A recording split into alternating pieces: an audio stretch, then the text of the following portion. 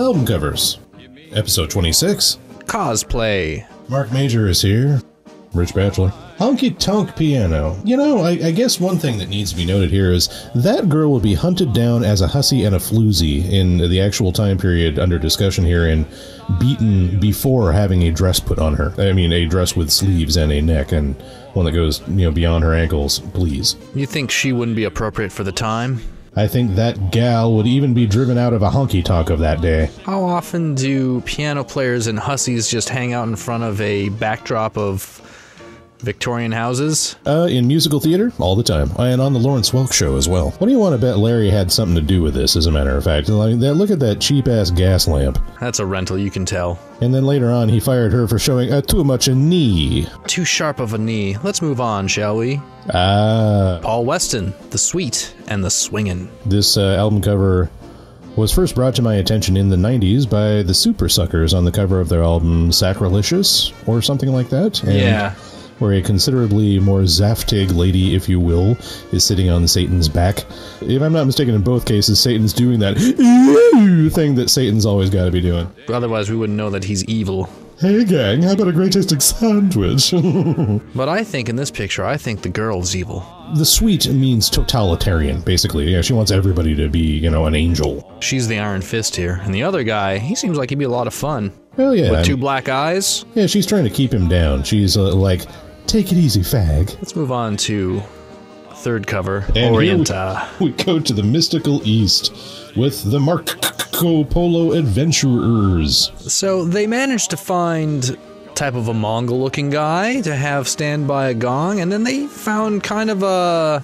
decidedly Swiss, or... I was gonna say, yes, some type of Swiss, a Swede, some Austrian girl of some sort. And then our main character is, a nice Jewish girl who had no idea that this is what was gonna happen when she showed up for the photo shoot. She was probably in that position for so many hours where they were taking shots that they broke down and gave her a pillow. Just do a little bit more, how do I put this, chow mein-y.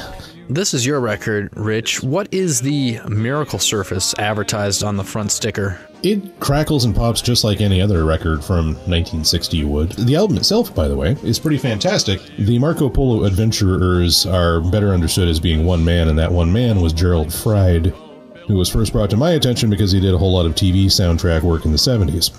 And his last name was Fried. Possibly Fried.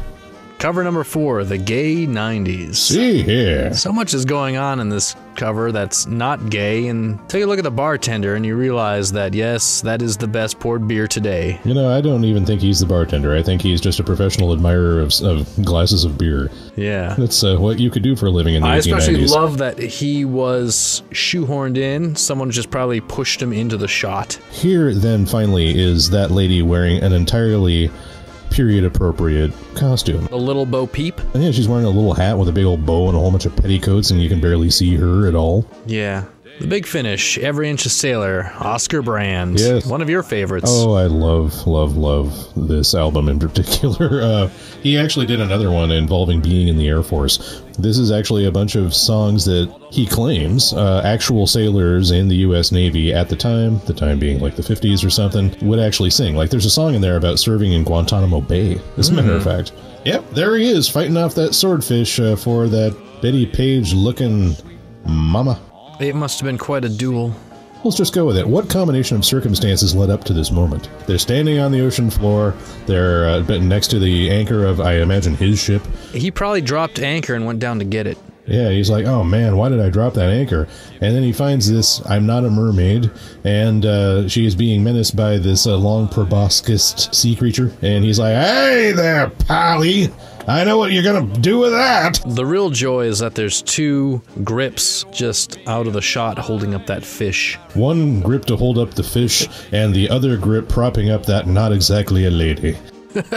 He's like, go get the cardboard dame, Pally! So yes, let us conclude. CosPlay. Kids, don't do it. It's for everyone.